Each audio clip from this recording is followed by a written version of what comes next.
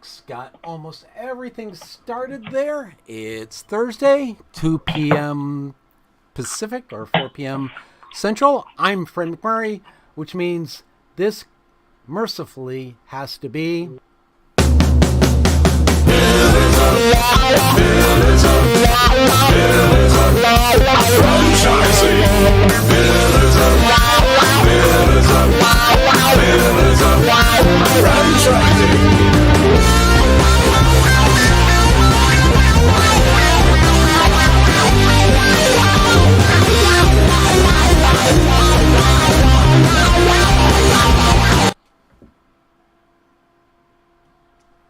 Hello, Miss Kristin. How are you? You're muted for one thing. Call you Elizabeth too. We're going to call you Elizabeth too. E2 I have been on. very good lately. I just want it noted. Thank you very much.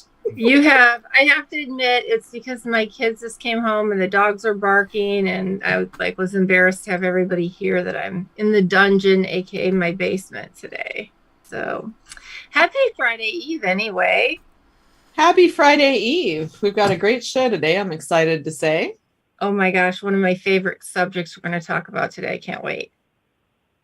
Absolutely. We've got Craig Ceccanti on, making sure I got that pronunciation right, of T-Minus Solutions. He's got a great story, a lot of great advice for people who are starting up in business and franchising.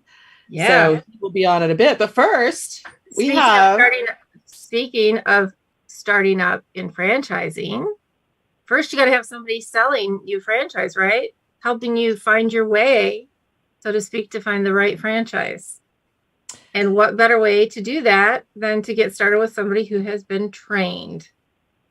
Exactly. So Kristin and I are leaving at the first of the week to go down to West Palm Beach to the Titus Center for Franchising. They are one of our sponsors, and she and I are on the advisory board for that. So we are heading down that direction. And John Hayes, who runs that program down there, asked us to let everybody know about a boot camp he's hosting, Selling Franchises Boot Camp. It's going to be January 19th and 20th after the first of the year at Palm Beach Atlantic. If you haven't been there, it's a beautiful campus. Yes, it is.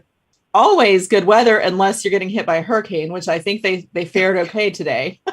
Yes, we did get the update that everything is fine and we are on track. Next week the week of the 19th and 20th is going to be great. They're going to teach folks how to how to generate qualified franchise sales leads, how to track and develop relationships with those leads, and ultimately how to sell franchises domestically and internationally, which is super cool. They've got 3 keynote speakers.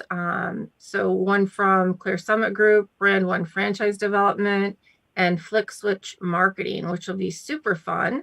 And I think it's a good way, even if you've already been trained as a broker consultant, just to kind of take what you're doing, maybe re-energize you, plug into new resources, look at selling or helping people buy franchises in a different way. I personally don't like to call it selling franchises because I think it's more of a consultative role, and really helping match people with the opportunity that fits them best, not necessarily a sell job. But in this case, most people understand selling franchises to be selling. So, but it's going to be fun down at the Titus Center for Franchising at Palm Beach Atlantic. And again, January 19th and 20th, right? Yeah. And if you are a CFE, a certified franchise executive, there's 300 credits in it for you. And if you sign up, I think the date was December 12th to get the early bird discount. So if you go on the Titus Center for Franchising's website, it's at pba.edu. You can Google Titus Center for Franchising, Selling Franchises Bootcamp also, and we will have the information on our website and in the magazine as well to help him get the word out. So awesome. Stay tuned. Yes, and when we get back, we'll have a great story to tell you about our time and what we've learned down there. And now Ray has a special message for us after he takes it up to mute. I've spread it to everyone. Even Ray doesn't know. I did it. We now have 3 Elizabeths. That's getting scary. I mean, we're going to have to, Elizabeth, what's your middle name? Mute. Elizabeth, mute. Mute. So we're gonna. Well, no, we can't start calling you mute, but I think we're gonna have to quit calling you Elizabeth because we have E1 and E2, and All right, by your- let's begin. I'd like to wish all veterans happy Veterans Day and thank you for your service. And a little reminder, I've been getting messages, from various VA organizations about free coffee and free breakfasts and lunch.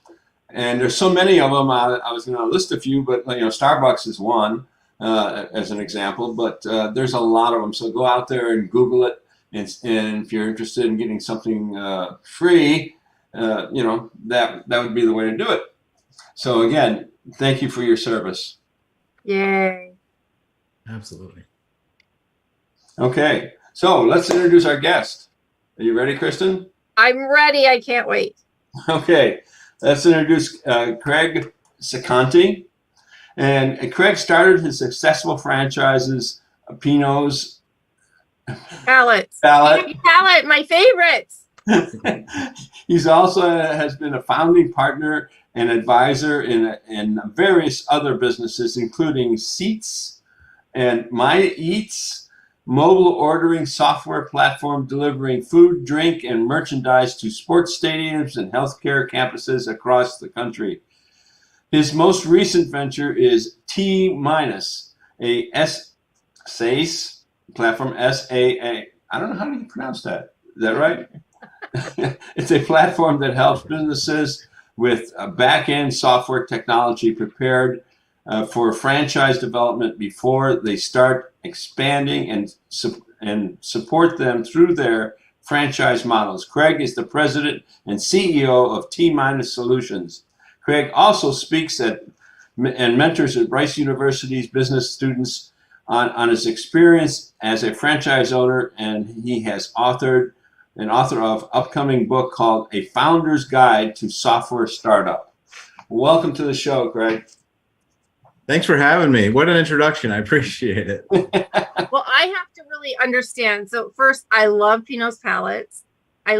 As I mentioned to you before the show, Yes, and I love the whole Seats concept because there's nothing better than sitting down and being able to order food to be delivered to you. That's amazing. But the last part, I'm not a tech person, so you're going to have to explain that thing to me because I'm lost. Yeah. Can you humor me? I'll give you the quick backstory on T-, and it'll connect Pinot's Palette and Seats together. So this will all make sense. Awesome. Okay. So my career, I'm a bit of a mutt as far as my career. I started my career as a software developer, went back to school, did the MBA thing, and then some strategy consulting. And that's when I started Pinot's Palette. We built all of our own proprietary software on the back end of Pinot's Palette. So it runs everything we do, our surveys, reservations, our website, the point of sale. It's all custom software. It was a big pain in the butt to manage a one-person software development shop within our franchise headquarters.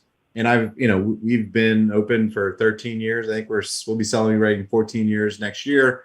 And also Seats, which I co-founded in 2017, which is a sidebar interesting story, but also very challenging to get a software startup off the ground with freelancers and overseas resources. Even for someone like me who's managed many software teams, it was difficult. So I started T-. Like many people in 2020, I got to step back and say, okay, what do I love to do? And I came up with three things. I love building software, I love solving business problems, and I love working with entrepreneurs and founders, which has been, part of my track record, especially in franchising. You do a lot of it.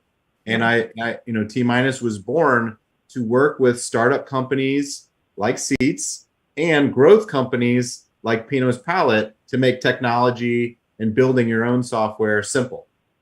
Awesome. Yep. Awesome. Cool. And so let's go back. I mean, because you're kind of the serial entrepreneur gone franchisor, right? Yes.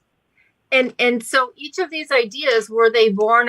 So I read the story on Pinot's Palette. Obviously, as soon as I found out you were coming on a couple of weeks ago, I was like, oh, I got to read all about this Pinot's Palette thing, because, so often people are sitting around, what do you want to do? I don't know. What do you want to do? I don't know. What do you want to do? Right. And so now there's things to do.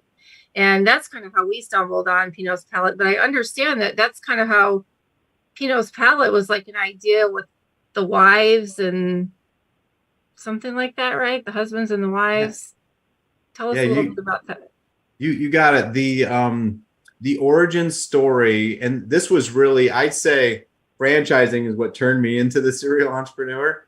I did not, even at school, in the MBA school, I did not have ambitions to be an entrepreneur. And I blame it on my mom. She took my brother and I, this was 2004. We lived in Louisiana in around New Orleans area. She brought my brother and I to a painting class in 2004. My brother and I didn't want to go. We wanted to go out with our friends. This is over the holidays. We were all in town. So we thought we'd show her and we'd bring a cooler of beer and get drunk there, because you can do that in Louisiana. Yeah. Anywhere you go, you just bring a cooler of beer with you.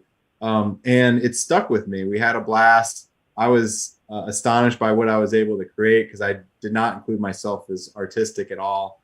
And then after Katrina, I moved to Houston and looked for something, because I thought it would be a good date night. And that's where my mind was at. So I pitched it to my roommate, who ended up being a co-founder, Charles Willis. And it wasn't until he got married to the beautiful young lady, Beth Willis, who said, this is a girls' night out, not a date night. And that's when the lightning bolt really struck. And the three of us founded the company finally in 2009. Awesome. And so what are some of the real early lessons that you learned in building that company that you use even today with T-minus? Oh man, we do not have enough time. I mean, we have so many, so many lessons there. Yeah, top ones. Ones I talk about a lot that I think are big, especially for new entrepreneurs going into franchising. We're thinking about starting any kind of business. Is go and take the Bossy quiz. It's BOSI. It's an online quiz. It's free. It stands for Builder, Opportunist, Specialist, and Innovator. Have you guys heard of that? I've not taken that one. Jerry's nodding in the background, so Jerry's has. saying yes. Okay. Yeah. Jerry, what are you? Do you know? Oh, okay. From you. Gonna come to it. There. I'm sorry it took me a minute, Craig. I honestly don't remember. It's been a while since I did it. Okay. But I'm curious to hear more from you. Okay. So the point here is that the better you can know what kind of entrepreneur you are, especially if you have a co-founder, you'll avoid a lot of mistakes. So we didn't find out, we probably knew, my co-founder and I are engineers, but we weren't cognizant of it. So we were both builders first and innovators second. So what that causes is you can do a lot of stuff and you think you can do it better. So you in-house a lot of things that you should outsource. And in franchising, outsourcing has a very specific and strategic capability that you should take advantage of, especially when you're trying to scale quickly. When you're trying to engineer everything in-house, I'll run your pay-per-click campaigns and we'll do all your graphics ourselves. That starts to become a problem. So knowing who you and your co-founder are, you can start to bring in other people in the organization. Like, we need an opportunist. And a classic example is the example of Steve Jobs and Wozniak at Apple. The opportunist, Steve Jobs, and the Wozniak who built the computer. They're a great pairing. Two Wozniaks doesn't get Apple to happen. Does that make sense? I'd say that's one really big lessons learned. And second, which is probably said in every franchise conference I've ever been to, whatever problem you start out at, the solution always becomes trust and communication. Yeah. It's paramount. It's a team sport like no other. And you have to be thinking of the franchisees, your staff as partners, and communicating and building trust at every turn. Excellent. Sorry, Ray, I'm not letting you get a word in edgewise. It's your turn. Greg, I wanted to ask you about your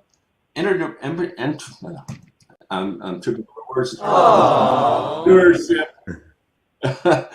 philosophy. Yeah, that philosophy. Yeah. Entrepreneurship philosophy. Yes. So entrepreneurship has changed. It's changed even at the university level. When I went through Rice, which is nationally ranked, it's typically number 1 to 5 entrepreneurship programs in the country. It used to be taught in a very waterfall method. Go spend 3 months and create this huge business plan that's 90 pages long, and then go pitch it around town, and then go do surveys for another 2 months. Now it's all very rapid fire. So my philosophy, like many, is how do you use it like science in a lab? You need to have a hypothesis, test that hypothesis quickly so you can figure out if your ideas are going to work in a fraction of the time and a fraction of the money. So instead of spreading all of that out and doing surveys, just create a sliver of your idea, even if it's a pop-up stand, get it out there, see if people will pay for it, and then quickly iterate. Don't spend all the time planning. And time is your most valuable resource. So that's my philosophy. And if you haven't heard the term MVP or minimal viable product, that's what we're teaching today, as well as the tool called the Lean Canvas is the now business plan that even the SBA accepts. That sounds like my philosophy. So how does that match with your entrepreneurship spirit? Yeah, I think the spirit, everybody has to have their North Star, and ultimately, otherwise your passion wears out. I think for not the seasoned entrepreneurs, but newer entrepreneurs, especially younger entrepreneurs, there's something very sexy about it, and it should be. I had a professor that when I heard him speak of entrepreneurship, it was like watching a magician. It was like, I want to be on the other side of this, of this show here. But what you don't always hear about is the unsexy stuff, the stuff that happens at 2 a.m. night in and night out, the calls, all the challenges. And, you have to have a real passion and a why that drives you and what you're doing. And that to me, that's the spirit, no matter who I'm coaching on what their idea is. So why do you want to do it? Because in 1 year or 2 years, when what you think the show, when you see behind the curtain, it's not quite as glamorous as you thought, your why needs to be very strong to keep you going. I think the key word there is passion. You've got to have the passion. If it's not there, it just doesn't work. Yeah, you'll be a number. And hey, you gotta. I like people that go and get after it and find out if their why is strong enough, and you just constantly have to involve. Rarely does someone end up where they even think they're going to start anyway. So that's true. And that's always the question, right? I still ask myself, well, what do you want to be when you grow up, right? I'm still asking that question. Yeah, I mean, I keep changing my mind because every franchise concept that comes along, I'm like, wow, that is really cool. And then another one comes around, I'm like, wow, I really like that one too. And then Jerry says, hey, Kristin, check this one out. And I'm like, wow, I can have this whole portfolio of all these different franchise concepts because they're all really solid and they're all really cool. I thought we all wanted to be Ray. But right now we're at a point, right? So you have different things happening in the world, and we have a lot of young people who have a little more money than I had when I was their age, and many of them have kind of started thinking that they don't really want to work for the corporation world anymore. Mm-hmm. What kind of advice do you give to the millennials and such who are starting to consider going out there and going into business for themselves? What do you advise them to do? Yeah, I try to educate them on what life is like. My near and dear mentor, you'll probably hear me, Dr. Al Napier from Rice. He passed away earlier this year, and he taught me that entrepreneurship can be a career just like anything if done, but you have to find your style. My style is very risk adverse. So, I find things that I can really work the risk out of every step of the way. So it can be a job and a career just like anything, it's not like it doesn't have to be like going to the casino. And we tend to hear a lot of the big casino stories. I mortgaged my car and I put it all down and then I became a 10 millionaire. It's like, that's not really what most of entrepreneurship is about. It's not how I like to do it. So I think they should know that, but they should also know the terms of, I want to work for myself, or I want to be my own boss. That's not a real thing. You're always serving somebody, whether it's your real boss or your new bosses, your customers, your employees. You're there to serve all of them to achieve some goal for the brand and organization. So there's no such thing as being your own boss. Now, there is a lot of luxuries once the company's more grown up, and I'll equate it to children. It takes a while for them to learn how to wipe their own butt and feed themselves. And then you can get some more freedoms in your day and set your own schedule a little bit better, which is very rewarding. Right. Well, and you've certainly run the gamut, and this is now 3 different franchises that you've founded, and obviously you're very successful. You do coaching and mentoring you've talked about. So what do you do to attract and retain and grow talent within your organizations? That's something we've been talking a lot about, and you seem to be successful at it. I'll tell you one epiphany we had in 2017, maybe 16. We found a system called EOS. Have you heard of that?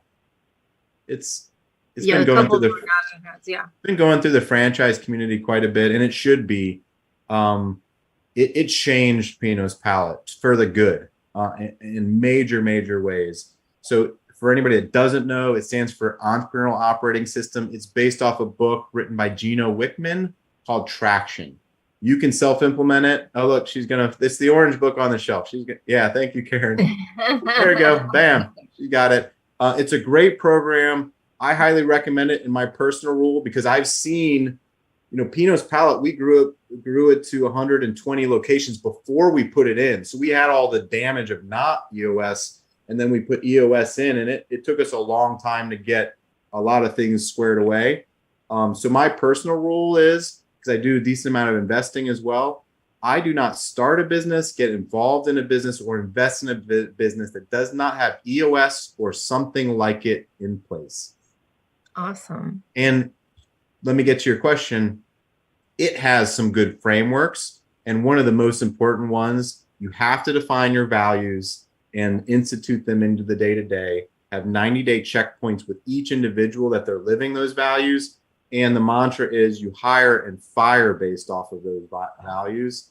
And EOS makes you do that. So how do I recruit the best talent? We don't have a crystal ball, but the system makes sure that the people that are meant to stay and see your values and understand your why will stay. And the others will graduate to customers. They'll graduate to alumni pretty quickly. That's awesome. What a pleasure it has been to have you on the show. Tell our listeners how they would get in touch with you if they'd like to have further conversations with you. Absolutely. Well, first off, the pleasure is all mine. Happy Veterans Day to all the veterans out there. Thank you so much from the bottom of my heart.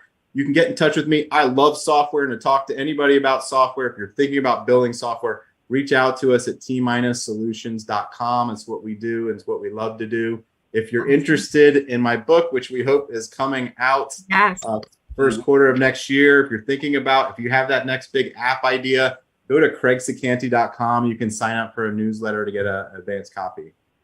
Awesome. And where do we find you? I'm mostly involved on LinkedIn. So if you find me on LinkedIn, connect with me on LinkedIn. Awesome. And we'll have all your information also on our website at pillarsoffranchising.com. Thank you again so much. And we'll look forward to catching up with you again real soon, Craig. Thank you. And now, hey, franchise owners, how's your local marketing? Do you feel like you could use some help keeping up with your social media posts and comments and reviews? Do you wonder if you could be doing more to attract local customers? Are you able to identify new move-ins to your local area? At Westvine, we help franchisees like you reach more local customers through digital marketing. With daily monitoring, creative content, and ad placement, and customer data intelligence, we'll get your business in front of the people who want your products or services. We also work with franchisors who need an agency to handle the digital marketing for all of their locations.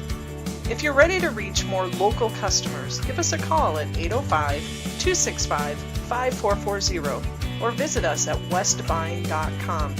That's 805-265-5440 or westbine.com. Hello. Hello. Greetings, Earthlings. How are you all today? Well, Jerry, Fabulous. we're just glad you're back. Did you miss me? We always miss you, Jerry. I'm not sure Fred misses me right now. I called Oh, someone like, hell no. You know, Fred. well, wasn't it great talking to Craig? That was a one story. What a serial entrepreneur. Absolutely. Oh my gosh. Yeah. And speaking our language. Yeah, Yeah. that's exactly right. And I love, Jerry, how you have that book on your shelf. And it's actually in my to read pile that I've been meaning to get to. I've got like 4 books in my next section. So that's awesome. I can't wait to read it. No, it's great. And it goes hand in hand with, a lot of work I do with leadership. Yep. Because you have to, it's that great leadership and having the systems in place together, dynamic. And awesome that we've been talking about the last 3 or 4 weeks as well, all the different things to keep your employees engaged in the values and all that. So it's been a really, really right in line, succinct message. So hopefully people are understanding this. Not just us. He's thinking the same things. He's implementing the same things. So absolutely. Karen's such a show off. She's got all those books behind her. I know. The lake. Yeah. Okay. Well, yours is better than mine. I'd rather be on the lake than reading books, but hey. Yeah, Jerry, we can tell you're at the lake, by the way. And I want to tell you, to go along with what Craig said, and Karen, you just mentioned it too, some of the most successful franchisees that I know have implemented the EOS system. Agreed. And they are exceptionally sold on it. They tell every franchisee that, their peers within the brand that they are in, that they have to do it. And I've seen some pretty major things happen after people implement that. So kudos to all of you who have done that. Awesome. Hey, so we're going to talk today about some of the stuff coming up kind of in the franchise world, right? Absolutely. So, Karen, you want to kind of get us started on this subject? When you say the stuff coming up, where I'm like, the stuff coming up. You mean we talked in general, right? This whole conversation kind of started with a few different articles that we've been reading. Right. One talked about some of the great opportunities that are coming up with the people who've survived COVID. Right. And now here we have an economic situation where some of these poor people have barely made it out of COVID, and now there's yet another hit. Right. And they just aren't interested in doing it again. Right. And so we think we're going to see a lot of businesses start coming up for sale. Elizabeth and I had a conversation with someone the other day who's in the banking industry and helping people expand. And I know Jerry's been talking to a lot of people in that arena as well.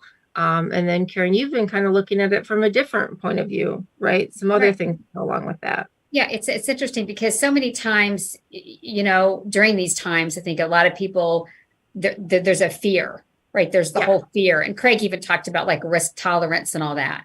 Mm-hmm. And a lot of times people would be like, well, I don't want to do anything right now because look at where it is.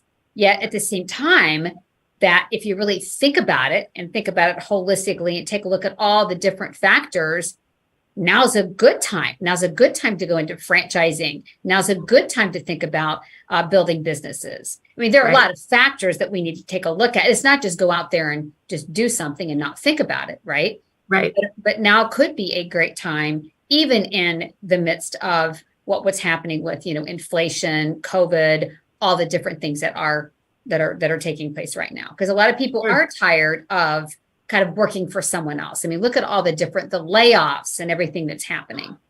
Yeah. I mean, who would have thought, I mean, really, before Elon took over, I'm sure nobody thought that Twitter would see all these massive layoffs, right?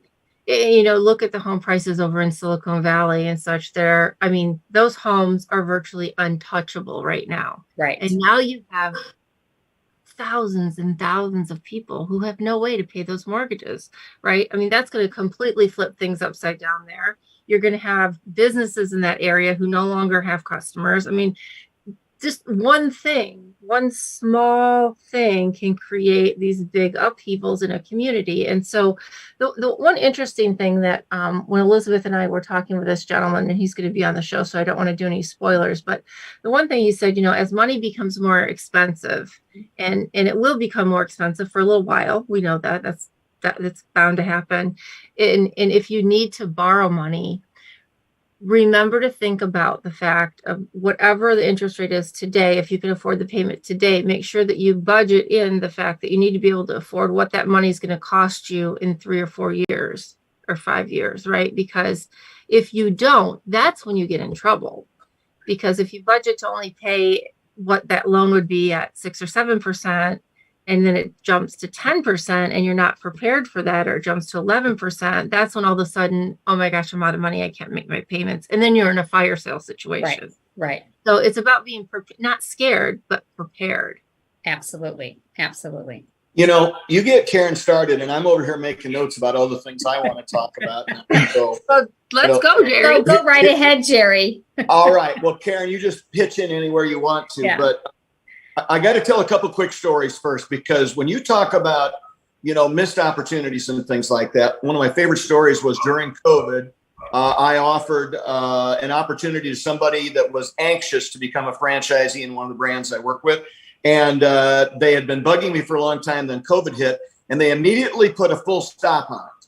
And I said, you know, it's going to take us 6 to 12 months to get real estate for you and things like that. So whatever's going on with COVID will work itself out, and you'll be ready to go then, right? He held off. I said, listen, I'm getting other calls from other people.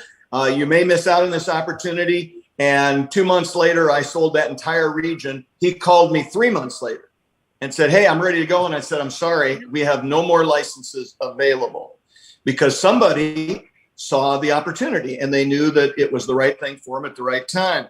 You know, right now, today, I'm working with franchisees who are, they're running profitable locations for profitable franchise systems. And I'm talking to them about expanding within their region, you know, putting their name on a new lease and things like that. And they're like, time out. I want to see what's going on with the economy. I want to see where we're going with all this kind of stuff. Same story. I'm getting calls for people who want those locations. I'm not going to hold them forever. So if you don't strike, somebody else will. I've got somebody right now today who is opening their first location. There is a brand new center being built. It's going to be the power center for their area. I said, you know, the broker's already sent us some locations for buildings that are not even built yet. And I said, okay, pick a spot. We're going to negotiate. And they are holding off. I said, well, here's what's going to happen. I'm going to negotiate. I'm going to put the lease in my name, and then you can buy the rights to it from me when you decide you want to go there, because we're not losing that opportunity. So the thing I want to tell you, when you're talking about interest rates and borrowing enough money, first off, you should be borrowing enough money the first time you go, not having to worry about borrowing more money later on. So I think, Kristin, quite often you say double is the number. Maybe double's a little high, but somewhere in that region. Mm-hmm. And the other thing is, interest is tax deductible. It's a cost of doing business. And if you add up lost opportunity costs, that gets to be way higher than 1 or 2 points change in your interest rate. That's okay, right. Those are my notes. All right, you two go. Totally agree. I think too, because people get caught up in all the other stuff and the negative and they're scared. Instead of land of plenty, it's land of scarcity. And then they freeze. And then that's when someone else, you're right, Jerry, they kind of jump in and like, okay, I'm going to go right now. Yeah. And I'm thinking, if you take a look at history, this is when a lot of good ideas happen. This is when success happens in these times. I've said it forever, and I will repeat this until they put me in the ground. All right. during the Great Depression, the people that came out of that as millionaires were the people that took risks, took what money they had and invested it wisely because they could buy for pennies on the dollar. Now, there's opportunities out there right now that people think are too expensive, but in 1 or 2 years, they're going to be even more expensive. So don't miss that opportunity. Yeah. And I think, Jerry, you've mentioned one way of doing it, and that is opening new locations. But don't you also find that there are a lot of resales that are out there right now, many of which, some are just, maybe they're of the retirement age. Maybe they are indeed people who just can't hold on any longer after the pandemic. Well, this is a hot topic amongst those of us that swim deep in the franchising pool right now. I just talked to our friend Red a couple nights ago about this subject because he's got, I think he said 1,000 franchise systems that do resales through him. So the answer is yes. I know within I'll just use Great Clips as an example. There are hundreds that are going to be either on the block right now or will be very shortly because, as you mentioned, retirement is one thing. You mentioned also that, frankly, people that only have 2 or 3 units tend to be the ones that are getting tired of fighting the battles right now because there's just not enough meat on the bone to keep them excited. The retirement ones are usually a little bit bigger unit size, like maybe 5, 10, 15, 20. The ones that are tired of fighting the battles have between 1 and 3 locations. But somebody, when I bought all the acquisitions that I've done in my career, I like them to be breaking even, but I just want them to be covering most of their bills because if I'm looking at them correctly, I see the opportunities by implementing systems. As Craig mentioned, EOS might be one of those. Marketing systems, management systems, operations, things like that. And then really fine-tuning your marketing after that. We've had many of our locations that we've doubled the volume on within a year. So buying them, even if it seems expensive, especially because of interest right now, if you buy one that's cash flowing or near cash flowing, that has upside, you will never get a better opportunity than right now. And I think after January 1st, you're going to see even more of them because a lot of people are just trying to get through the end of the year. Yep. Maybe first quarter, they get their taxes done and see that they didn't do as well as they expected. And they're like, I'm done. Somebody make me an offer. I'm out of here. So be prepared because there's going to be a fair number of opportunities coming down. And by the way, there's going to be a lot of people looking at them. So don't wait too long once you get introduced to them. Well, and the beauty of a franchising, the whole franchising system is you have those systems in place. So, Kristin, you talked about if you can actually buy one that's existing, so then you're not doing a lot of build outs and all that. You have that. And then you have a system in place. So, it's almost like sometimes they have the battle scars of what's been working, not working. So you can learn from that. So you're not just starting from a blank sheet of paper. And I think that's a great place to start too in these times. Yeah, it's easier, I think, in a system like a franchise to identify where the failures are, where the systems weren't being followed, than if you were to buy, someone's private business. I mean, then you had to have been in the field and who knows where they're hiding things, so to speak, and not doing things properly. A franchise system makes it a lot easier to do those things. But I also think those, people who perhaps were a little more savvy with their PPP money, the ERTC money. Yes. And they took the EIDL loans and didn't go and blow them, are sitting on cash right now. Mm-hmm. Agree. And so some are just waiting for the right thing to come along. Actually, now that you brought that up, Kristin, I've talked to probably 6 to 10 franchisees nearing retirement age, probably not quite ready yet, who are saying, I have got a lot of money in the bank from everything that's happened over the last couple of years. My operations are back where they need to be, above break even, maybe making some money. There may not be another better time in history for them to get out than right now because they've got money in the bank that they've already washed through the system and it's clean and they can keep it. Sorry, it's the mob background coming out in negative. Right. So they've got a pot of cash sitting there And now they've got 10 locations that are going to sell for $250,000 a piece. They're going to find somebody that'll give them $2.5 million for that thing. They don't have any more operational headaches. They're done. They're out here. Maybe they self-finance 80% of it, so they'll have interest payments coming in. Oh, and by the way, Kristin, to your point, if it's a franchise system, the field operations people from the franchisor probably know the systems that aren't being failed, and they'll be more than happy to explain that to a brand new owner. Totally. So that they, hey, all you got to do is this, this, and this, and you'll turn this thing around in a heartbeat. Oh, yeah. I mean, yeah. And we actually, you know, at our last neighborly event, I found a few of our fellow owners that they said, you know what, I'm out because I've got this extra money. We're doing well, but I've been doing it for 25, 30 years. Mm-hmm. I just want to go retire on the beach. I'm like, dude, what a great idea. Yeah. You know? Well, and something nobody thinks about, I do all the time because I'm wired that way. But if you know of a franchisee that's been doing it for 20 or 25 years and you really want to buy them out, taking them to coffee might turn into a business purchase option, because all you have to do is talk to them about, man, you run a great operation. I'd sure like to do that someday. If you ever think about getting out, think of me. I'm willing to go deep on this thing, however you want to put it. And you might suddenly, you know, tease somebody into saying, well, let's talk.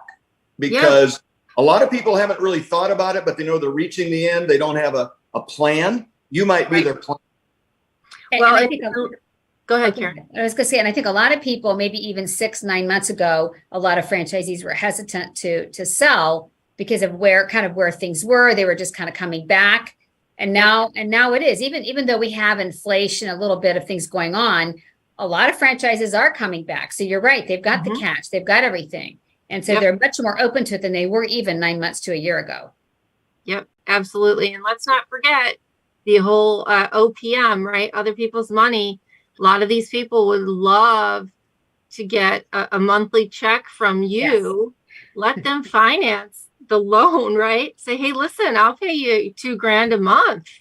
In addition to your Social Security check and any other annuities you have come in every month, they can live high on the hog wherever they want. And you've got pretty cheap money.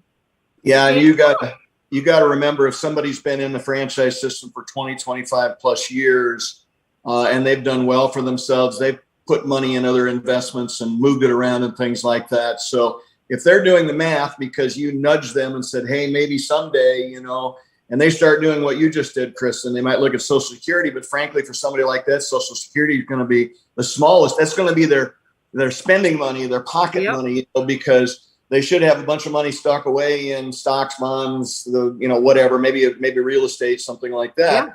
And so that check that's coming in for their past business for the next 10 years or whatever is supplemental income. It's right. The extra income. The gas money. That's right.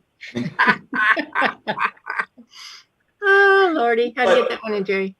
I do want to tell you guys, I am talking to dozens of people right now that are in the process of looking for an opportunity to get out of what they're doing.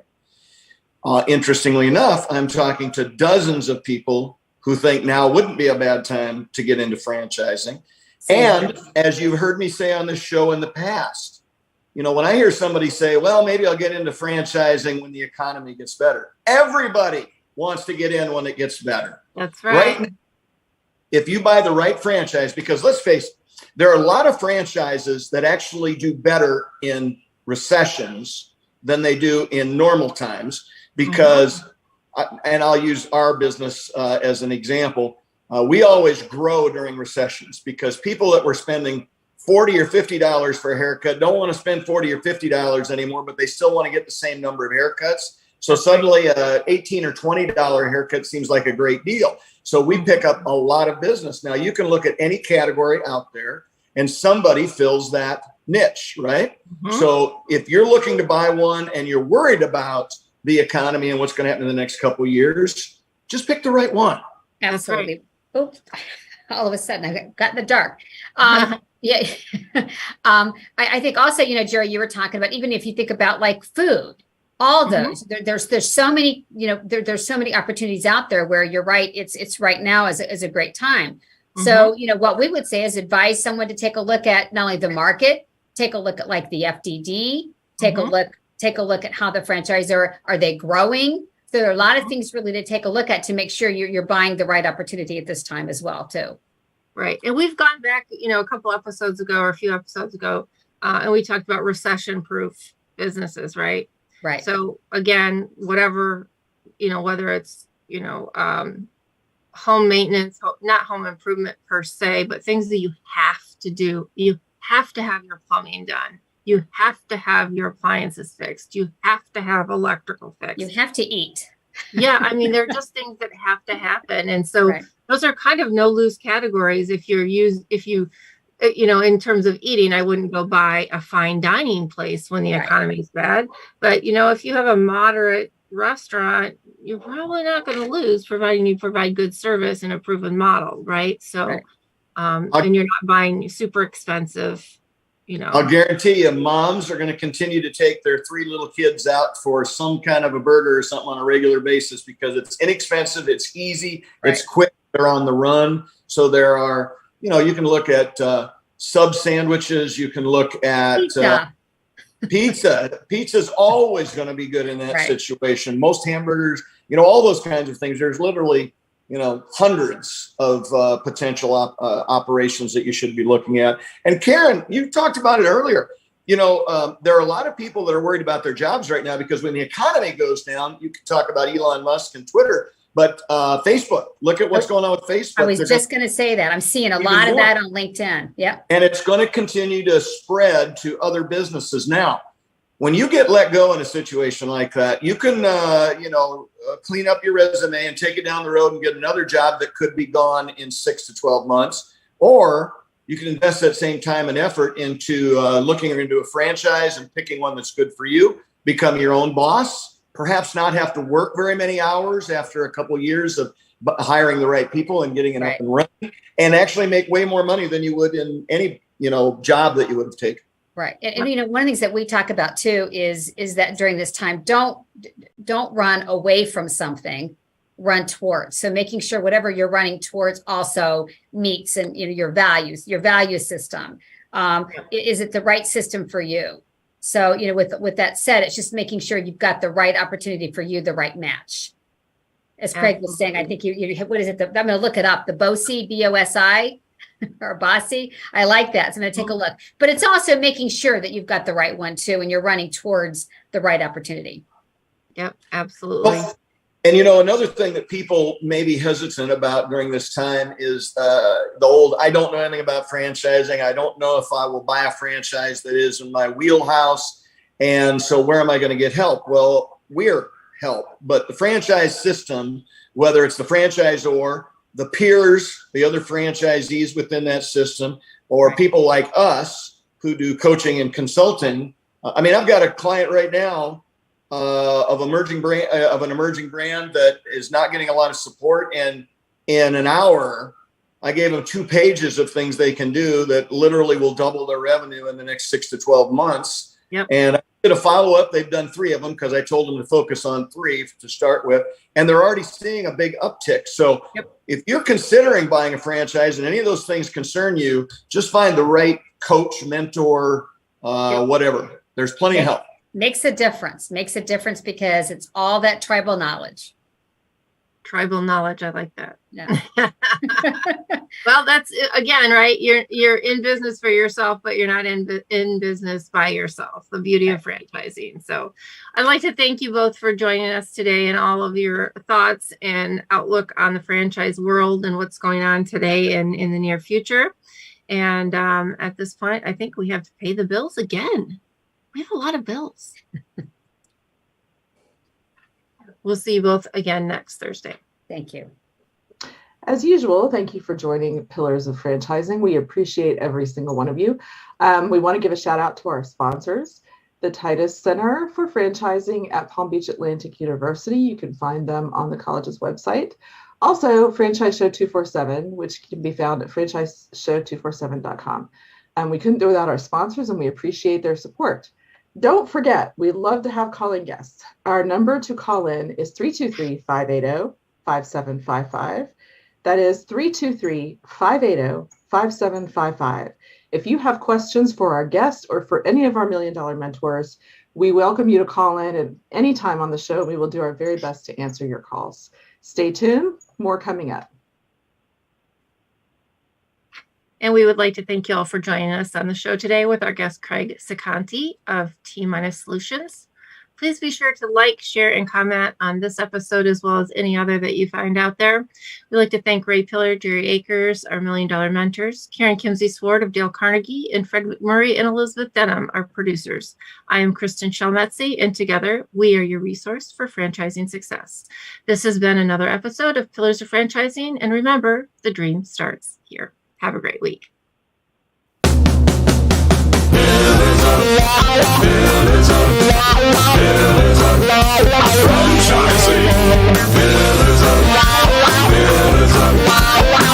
Franchising.